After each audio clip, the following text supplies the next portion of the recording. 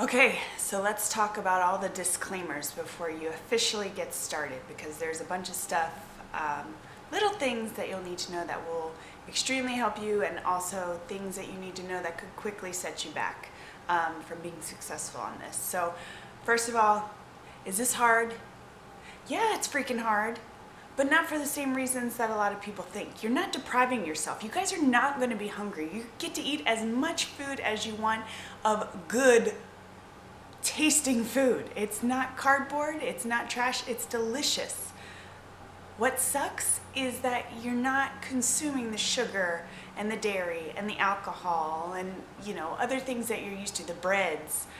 That's where people struggle, and that's the kind of stuff that we need to reset our body from. We need to reset the sugar cravings. We need to get our metabolism working the way it's supposed to again. Those things, they're tough. In my situation, I like to have a beer or a glass of wine at the end of the night. I miss that. I also have an insatiable sweet tooth. So the cravings, for me, it's like right after I eat, no matter how full I am, I could still eat a sweet every single time. So especially at night before bed, like after dinner, that's when my sweet tooth would really, rage its ugly head. And the best thing I can tell you to do is to get something that's going to kind of satisfy that with some bananas and cashew butter. That was big for us. Dried mangoes, they're super sweet. Lara bars, those are also really good. But again, the disclaimer here, guys, these things need to be used in moderation. If you are eating this stuff to kind of constantly satiate that sweet tooth, then it's gonna set you back, because in your mind it's still sugar. So you have to find other ways. Tea was another thing. In place of my beer or glass of wine at night, I'd make myself some tea. Sometimes I think it's just that habit, I don't know, just drinking something. When it comes to the snacks, so let's go back again to how you're not going to go hungry. You can eat as much as you want at each meal. Make sure you're fully satisfied. You should never, ever, during this Whole30, say that you were hungry or starving. With that being said, if you are filling yourself up with every meal, you should not need to snack as much as you might think. So, a handful of nuts here, or some apples and cashew butter there, or a Lara bar. Or just some raw veggies with some homemade guac, or a half of an avocado. All those things are great snacks, but you need to use them in moderation. Nuts are a fantastic source of fiber and fat and all this other great stuff, but if that's all you're consuming, if you find that you're eating about 5 cups of nuts a day, even 2 or 3 is a lot, try to dial back, because again, that's gonna kind of curb your success on this whole thing.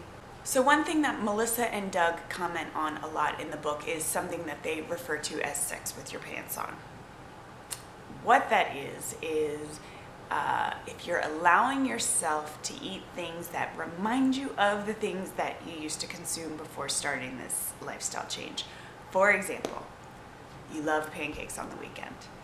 There's a lot of Whole30 compliant pancake recipes that can be made with ingredients that are on the Whole30, but they tell you steer clear of all this stuff, because what it's going to do is psychologically, if you're sitting there eating, granted they may be made of eggs and bananas, but your brain is telling yourself, I'm eating pancakes.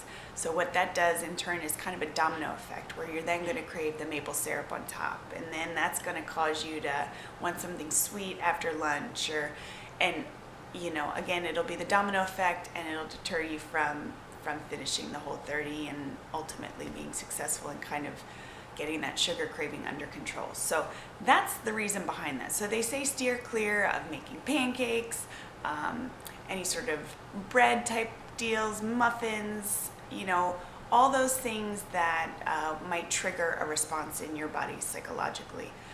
You may or may not know that already. So better safe than sorry. Just stick with the ground rules of the Whole30. Try to eat foods in their whole form as much as possible, and you will see a difference.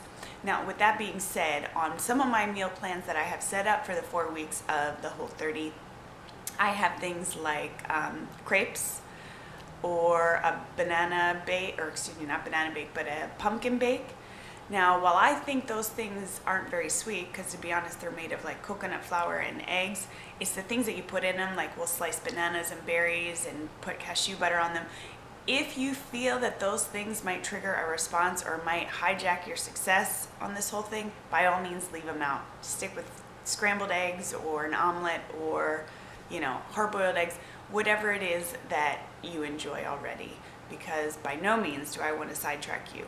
For us, being that it's the second time around and I know that those things don't necessarily trigger anything for us, we use them. And again, this is our second time. So use your best judgment. You guys know your body better than anyone else. You know what makes you tick, what cravings you have. So don't do anything that will cause a stumbling block for you guys. Another tip that I think is critical in your success throughout the Whole30 is planning. I can't emphasize that enough, guys. You have got to put a little bit of preparation and planning in this. All right, real life, baby's crying. I'll be right back. Okay, where was I? So the planning process. That's why I kind of set up these meal plans for you guys. By no means do you need to follow it verbatim, but it's more just to give you a shopping list, let you know what groceries you need to have, so you have a plan, so that every day you know exactly what you can make. So if you come home from work and you're tired, you've had a tough day, you're not just gonna say, screw it, let's get a pizza, because you don't have anything in your brain, you don't feel like thinking, and you didn't have anything planned out for that night. So you gotta plan. I would say Sunday or sometime over the weekend is the best time to just do a little preparation for the week. Cut some vegetables, brown some meat, you know, whatever the recipe is for that week. Get that stuff ready a little bit ahead of time, or at least some of the steps that are required, so that when it comes time for you to grab it and go, it's just gonna be that much easier for you guys. I think another thing that a lot of people slip up on, and Melissa and Doug, again, they really try to reiterate this, is that even the tiniest amount, okay, let me give you an example. Using vanilla extract, probably 90%, if not more, of vanilla extract out there has either alcohol and or sugar in it. So let's say you're using it to just flavor, I don't know, your coffee or something else that you're making. That slight bit of alcohol, believe it or not, they say will set you back. Now they want you to start over. That's up to you. But what the point they're trying to get across is, like, there's no givesies in this. You can't go halfway. You got to go all in, or you're just, I mean, ultimately, hey, it's great. You're probably eating better. But the whole point of this is, again, to reset your system, to reset your metabolism, to get your sugar cravings under control. Losing weight, that's usually a byproduct. It's not necessarily the goal. That's why they don't want you to weigh yourself at all during the 30 days. But because it just becomes this obsessive thing, I think, with a lot of people. And it's a byproduct. It's about internally getting your body right, so that after this 30 days, you can move on. You find out what makes your body tick, what makes you tired, what makes, you know, you break out, what makes you have cramps or inflammation or aches or pains, whatever the case may be. You're going to figure that out after the 30 days when you start to reincorporate these foods back into your diet. So try not to slip. Try to really hold yourself accountable. You know, again, a sip of alcohol, a sip of beer, a bite of a cookie, that stuff, it's just going to screw you up. 30 days. Give it 30 days. You can do this. I promise you. It's worth it. It's worth it. I think you will be floored by the amount of energy that you feel. I should mention this also. Another disclaimer. I'm really glad we're talking through this. The first week might suck. It really might suck. Think of it this way. It's like you are an addict, which you very well may be, and you're going through withdrawal. You take sugar out of your diet when you've had sugar every day of your life, probably multiple times a day, you're gonna go through a little withdrawal. I'm not gonna lie, the first week that I did this, I was actually more tired than before I started it. I had headaches. I was kind of a biatch. I was cranky. And I did this when I was pregnant. Some of you may think that's not a good idea. I read through the book.